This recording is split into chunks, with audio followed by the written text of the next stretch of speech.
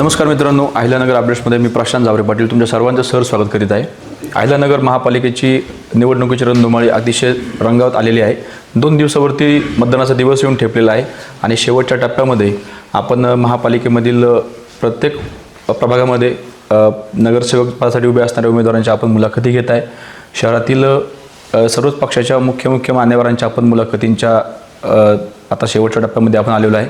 आज आपल्याबरोबर शहराचे माजी महापौर बाबासाहेबजी वाकळे साहेब आहेत. आज त्यांच्याबरोबर आपण चर्चा करणार आहे. त्यांचे या शहराविषयी काय विजन आहेत, याच्या अगोदर त्यांनी शहरामध्ये कुठली कामं केलेली आहेत आणि पुढचं त्यांचं प्लॅन कसं आहे त्याबाबत आपण विचारणार आहे. साहेब नमस्कार. नमस्कार साहेब, काय सांगायला पहिल्या प्रथमतः निवडणूक लागलेली आहे आणि बऱ्याच वर्षात निवडणूक होत आहे. निवडणूक लागली म्हणजे आम्हाला निवडणूक नवीन नाही, कारण आम्ही निवडून आल्यापासनं जनतेत राहून कामं करत असतो. निवडणूक किंवा आपण जर म्हटलं जे नवीन आहेत किंवा नवीन म्हणण्यापेक्षा फक्त निवडणूक आल्यावर उगवतात किंवा निवडणूक आल्यावर जे ते म्हणतात ना, वाजलं का पैलवानच्या अंगात येतं, तसले प्रकारातल्याला निवडणूक अवघड किंवा हे आम्ही सातत्याने जनतेच्या सेवेत असतो. त्यामुळं काही आम्ही एकदम व्यवस्थित आमचा पॅनल टू पॅनल आहे. साहेब, काय याच्या मागचं मग काय आपण कंटिन्यू सतत लोकांच्या संपर्कात असता, आपल्याला निवडणूक अवघड जात नाही आपल्याला. नगरसेवक ह्याच्यातच अर्थ आहे नागरिकांचा सेवक. पण काही लोकांना नगरसेवक झाल्यावर असं वाटतं का आम्ही त्यांचे सेवक नसून काय वेगळं काही, असं नसतं. नगरसेवक आहे, त्यामुळं आम्ही सातत्याने आणि देवकृपेने सगळ्यांच्या आशीर्वाद आमच्यामध्ये असं घमेंट कधी काय आली नाही. आम्ही हात जोडून आपल्याला आपल्या प्रभागातील लोकांनी सेवा करण्याची संधी दिली, आपल्याला शहरांनी पण संधी दिली प्रथम नागरिक होण्याची. काय अशा आपण कामांचा काही अशी आठवणीतली कामं सांगायची ज्यांनी शहराची प्रगती झाली, शहराला शहर पण आलं? कामं म्हणजे नगर शहरामध्ये जी अमृत योजना आहे, मुळा डॅमवरनं आपल्या वसंत टेकडीपणे पाणी योजना, जे कल्याण रोड असेल, केडगाव असेल, तिथं 8-8 दिवसाला पाणी येत होतं. आज नगर शहरात कुठलाच भाग नाही का ते 8 दिवसांनी पाणी येतं. ते आपल्या माध्यमातून तर चांगलं काम झालेलं आहे. दुसरं, शहराची बंद पडलेली बस सेवा आम्ही चालू केली. ह्या शहरामध्ये जे घाणीचं साम्राज्य होतं, 68 घंटागाड्या घेऊन शहर घंटागाडी कचरा कुंडीमुक्त शहर केलं. आणि या शहरामध्ये जो 3.5 नंबर होता स्वच्छतेच्या बाबतीत, तो 22वा नंबर आणला देशात. राष्ट्रपतींच्या उपस्थितीत आपल्याला 3 स्टार नामांकन भेटलं. साहेब, आता या तसेच LED लाईट असेल, आपल्या स्टेशन रोडचा पूल असेल, विविध सभामंडप असतील, एक आरोग्य केंद्र उभारलं आम्ही श्रमिक नगरमध्ये. लोकांच्या जिथं गोरगरीब लोक आहेत त्यांना आरोग्याची सुविधा भेटावी म्हणून आरोग्य केंद्र आहे. एक जुन्या 5 नंबर वार्डमध्ये एक योगा हॉल, एक सुसज्ज असा AC योगा हॉल उभारलेला आहे. अशी चांगली कामं करता आली. परत आता आपण निवडणूक लढताय, आता जनतेसमोर आपण कुठला जाहीरनामा घेऊन चाललेत? आपल्या मनामध्ये असं कुठला संकल्पना आहे की त्याच्या माध्यमातून आपला प्रभाग शहरामध्ये उठून दिसेल आणि शहराला आपण पुढे घेऊन जाल? आम्हाला हे जी मी कामं सांगितली, ही कामं करण्यामागं कारण म्हणजे आपल्या महाराष्ट्रामध्ये देवेंद्र फडणवीस जे मुख्यमंत्री आहेत त्यांचं सहकार्य, तसेच या जिल्ह्याचे लोकप्रिय पालकमंत्री राधाकृष्ण विखे पाटील असतील, खासदार सुजयदादा विखे पाटील असतील, आमदार संग्रामभाई असतील, यांनी सातत्याने आम्हाला मदत केली. सुजयदादांनी भरपूर निधी दिला, पालकमंत्र्यांनी निधी दिला आणि मुख्यमंत्री देवेंद्रजी साहेबांनी सुद्धा आम्हाला निधी दिला, म्हणून हे शक्य झालं. पालकमंत्र्यांनी त्या दिवशी आपल्या देवेंद्र फडणवीस साहेबांना विनंती केली की शहर दत्तक घ्या, किंवा फडणवीस साहेबांनी पण अनेक घोषणा केल्या. तर अशा अजून आपल्या मनामध्ये कुठल्या संकल्पना आहे की त्या माध्यमातून आणखी आपण शहराला पुढे घेऊन जाल? या शहरात जर आपण पाहिलं तर जर पर्यटनाच्या बाबतीमध्ये जर आपण चांगली जागृती केली, आणि या शहराला ऐतिहासिक शहर आहे अहिल्यानगर, या शहरामध्ये साधुसंत होऊन गेलेले आहेत. या शहरामध्ये पुरातत्व असे खनिज आहे की आपण ते जर प्रसिद्धी दिली तर हे शहर नक्कीच पर्यटनाचं एक केंद्र बनन. आणि देशभरातून आपल्या शिर्डीला लोक येतात, शिंगणापूरला येतात, तसे नगरमध्ये सुद्धा अहिल्यानगरमध्ये वास्तव्य करतील. त्यातनं हॉटेलिंग व्यवसाय असेल, सगळ्यात एकदा पर्यटक आले म्हणजे नगर शहरामध्ये प्रत्येकाला रोजगार भेटेल. अशा विविध संधी भेटून हे नगर अजून अहिल्यानगर वर जाईल. साहेब, आपण हे सगळं म्हणता, आपण कामं केली, आपण काम करतोय, आपले पोस्टर आम्ही शहरामध्ये पाहतोय की शहर बदलतंय, शहर पुढे जाते. हो. पण विरोधक त्याच्यावर सातत्याने टीका करत आलेले आहेत. त्याविषयी काय सांगाल? विरोधाला टीका करण्यापलीकडे काहीच काम नाही.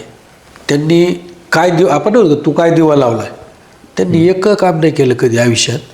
ती जुनी म्हण आहे, इकडली गाडी इकडं नाही करायची, पण बडबड तर बोलबच्चनपणा इतका मारायचा का जसं काय तेच शहर चालवतात का काय, असला प्रकारे विरोधकांच्या आम्ही त्या टीकेला भीक घालणार नाही, त्यांच्याकडे लक्ष देत नाही. कारण त्यांना काही व्हिजन नाही, काय नाही. काहीही असलं का काहीतरी टीका करायची.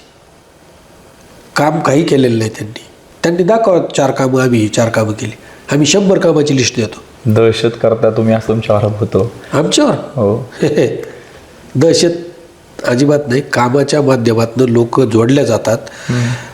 त्यांना कामं करायची नाही, त्यांच्याकडे कोणी जात नाही, त्याच्यामुळे त्यांना वाटतं काहीतरी आपलं एक पिल्लू सोडून द्यायचं, काही दहशत हे ते.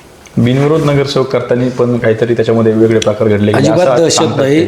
विरोधकांकडे मुद्दे नसल्यामुळे त्यांना माहिती आपण जनतेत काय जाणार आहे, आणि जे कोणी राहिलेत ना त्यांचे सुद्धा काहींचे डिपॉझिट जातील, काय होईल तुम्हाला 16 तारखेला दिसेल. हे सगळं जनतेच्या पाठिंब्यावर, जनतेच्या आशीर्वादाने आणि आमच्या कामाच्या जोरावर आम्ही बोलतो. आपल्या प्रभागाच्या आसपास शाळा कॉलेज जास्त प्रमाणामध्ये आहेत, त्या ठिकाणी बाहेरून येणाऱ्या विद्यार्थ्यांची संख्या पण जास्त आहे. तर त्यासाठी आपल्या डोक्यात काही वेगळे काही प्लॅन्स आहेत का भविष्यामध्ये? शाळा कॉलेज आहेत, त्यासाठी आम्ही वाचनालय करणार आहे. जे गरीब खेड्यातनं विद्यार्थी येतील त्यांना अभ्यासिका करता येईल का, त्यांच्यासाठी काय काय सुखसुविधा देता येईल ते आम्ही करणार. साहेब, रस्ते, पाणी किंवा गटर लाईन किंवा ह्या बेसिक गोष्टींच्या पुढं शहर जात नाही असं कधीतरी चर्चा होते. तर याच्या पुढे जायचं असेल तर आपल्या डोक्यात काय अशा संकल्पना आहेत का नवीन? आज तुम्ही पाहिलं असेल तर सावेडीला आपले जे सामाजिक न्याय भवन आहे त्याच्यासमोर खासदार सुजय विखे पाटलांनी 2-3 कोटी रुपये मंजूर करून एक सुसज्ज असं वाचनालय टाकलेलं आहे. त्यांचे विचार अत्यंत चांगले आहेत. खासदार असतील, आमदार असतील, हे एकदम नियोजनबद्ध काम करतात. ते त्यांना विरोधकांना देखवत नाही. मग काहीतरी आपला तोच मुद्दा काढायचा. आपल्याच काळामध्ये महापौर असताना हे खासदार आणि म्हणजे माजी खासदार आमदारांची सहमती एक्सप्रेस चालू झाली, त्याच्यामागचं काय आपलं त्याच्यामध्ये होताच. या शहराचा विकास करणे आणि विकासाच्या माध्यमातून एकत्र येणे एवढाच त्यांचा अजेंडा आहे, बाकी काय नाही. नवीन काही आपल्याला सांगितलं का मुख्यमंत्र्यांनी किंवा पालकमंत्र्यांनी का नवीन काही विषय आपल्या डोक्यामध्ये शहराला काहीतरी आपण जे म्हणतो की पुणे आणि नाशिकच्या प्रमाणामध्ये शहर कुठेतरी मागं पडतंय, निवडणुकीमध्ये दुसरे मुद्दे कुठलेच नाहीत, ह्याच मुद्द्यामध्ये येत आहे नाही का कुठेतरी. तर याच्यात नवीन मुद्दा आपण काय आता मुख्यमंत्री साहेबांची सभा झाली त्यामध्ये सुद्धा पाहिलं असेल, पालकमंत्री साहेबांनी सुद्धा बोलले. ह्या अहिल्यानगर शहरामध्ये जे तरुण वर्ग आहे ह्यांना रोजगाराची निर्मिती झाली पाहिजे. मी आत्ता सांगितल्याप्रमाणे एक पर्यटन आणि जी विळद घाटमध्ये 500-600 एकर जमीन आहे तिथं MIDC वाढवून तिथं सुद्धा लोकांना कसे रोजगार निर्माण होईल यासाठी पालकमंत्री सातत्याने प्रयत्न करतात, मुख्यमंत्र्यांकडे आग्रह धरतात. त्यांचं छोटं राजकारण नाही, त्यांना हे रस्ते गटार होत राहतील, पण एक शहरामध्ये स्थायी स्वरूपाची कशी कामे करता येईल याच्यासाठी ते सातत्याने प्रयत्न करतात. साहेब, तुम्ही निवडून आले तसं फडणवीस साहेबांनी निवडून आल्यानंतर पहिल्या 100 दिवसाचा एक प्लॅन आखला होता, म्हणजे आराखडा आखला होता की शहराला 100 दिवसात कुठली कामं करायची, त्याच्यानंतर परत पुढच्या 100 दिवसात कुठली कामं करायची. तर असं काय आपल्या मनामध्ये पहिल्या 100 दिवसात, पुढच्या 100 दिवसात असे काय आपल्या डोक्यामध्ये आयडियाज किंवा प्लॅन आहेत का आपल्या पॅनलच्या, संपूर्ण पॅनल असेल? मी महापौर झाल्यावर कोणीही केलं नाही असं एक आम्ही समिती निर्माण केली होती. त्यामध्ये डॉक्टर्स, इंजिनियर्स, वकील, आर्किटेक्ट, सगळ्या क्षेत्रातील, औद्योगिक क्षेत्रातील असतील, कला क्षेत्रातील असतील, शैक्षणिक क्षेत्रातील असतील, असे सगळे लोक घेऊन एक 50 जणांची टीम केली होती आम्ही.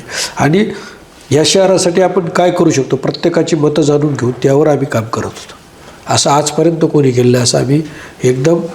आणि मला संघाचं पाठबळ आहे, संघाच्या विचारसरणीतला मी आहे, त्यामुळं संघाचं सुद्धा सांगणं होतं असं काही काम करा शहराला का कोणी काम केलं नाही, इतक्या चांगल्या पद्धतीचं काम करतो. संघाची काही यंत्रणा आपल्याला निवडणुकीमध्ये साथ देण्यासाठी ते हिंदुत्व फक्त संघ काय सांगतात चांगलं काम करा ते फक्त गायडन्स करतात, ते अशी निवडणुकीत एवढं काही हे करत नाही.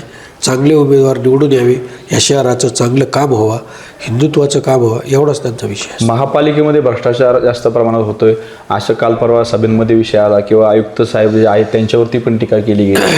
तर आपण महापालिका म्हणजे महापौर असतानाच आपण ते त्या ठिकाणी पाहताय, तर त्या गोष्टीकडे आपण कसं पाहताय? आयुक्तांचं काम एका बाजूने चुकतंय असं एकंदरीत चर्चा होते किंवा भाषणामध्ये सूर येतो.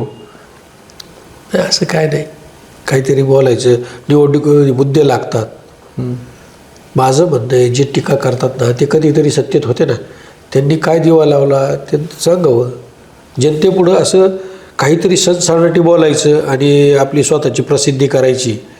पण आता नागरिक फार शून्य झालेले आहेत, सगळे सुजाण आहेत, लोकांना सगळं समजतं का हे आपले टाईमपास मेंबर आहेत, त्यांच्याकडे कोणी लक्ष देणार नाही, काहीच नाही. लोक विकासालाच साथ देतील. शेवटचा प्रश्न साहेब, आपण सगळ्याच प्रश्नाचे उत्तर देताय, आपण सांगताय, पण आता जनतेला आपण काय आवाहन कराल? 2 दिवसामध्येच मतदान आहे, आपल्या पॅनलचे 5 नगरसेवक निवडून सांगितलं ना, जनता शून्य आहे, सुजाण आहे, ते 100% जे चांगले उमेदवार आहे ते निवडतील. आपण हे यांना वाटतं जनता म्हणजे वेळीच आपलं काहीतरी भूल थापा मारल्या, काहीतरी सनसनाट केली म्हणजे फरक पडत, तसं काही नाही. आपल्या युतीचे 50+ नगरसेवक निवडून आलेले दिसतील तुम्हाला. तरुण पिढीचा राजकारणात थोडा सक्रिय वाढला पाहिजे. तरुण पिढीला काय आपण आवाहन कराल? कारण पुढची पिढी आहे जी त्याच माध्यमातून पुढे शहर घडणार आहे किंवा हा समाज घडणार, तर शेवटच्या तरुण पिढीला आपण काय आवाहन कराल या मतदानाच्या माध्यमातून? प्रत्येकाने, मी तर म्हणतो, प्रत्येक गोष्टीची जसं हे असतं ना, राजकारणात यायचं ना, तर त्यांचा आधी हे घेतला पाहिजे, मग तू काय यायचं राजकारणात? पैसे कमवायला यायचे का काम करायला यायचे? काहीच काम नाही करत. काहीचे पॉम्पलेट वाचले तर हसायला येतं, तर त्यातलं कोणतरी स्क्रिप्ट लिहून घेतलेली असते, पॉम्पलेट छापायचे, मी हे करीन ते करीन, त्यांचा काही त्याच्याशी संबंध नसतो. ही एक शोकांतिका वाटते. या शहरामध्ये चांगलं काम करणाऱ्यांच्या मागे जनता राहणारच आहे आणि तुम्हाला 16 तारखेला दिसेल ते. मित्र, हे होते माजी महापौर बाबासाहेब कांबळे. त्यांनी आपल्या प्रश्नांची उत्तरं दिली, तरुण पिढीला पण यांनी सल्ला दिला. अशाच प्रकारे आपण विविध उमेदवारांच्या भेटी घेऊन शेवटच्या टप्प्यामध्ये या शहरातील मुख्य नेत्यांच्या भेटी घेऊन त्यांच्या मुलाखती घेणार आहे. साहेब, धन्यवाद. थँक्यू. नमस्कार.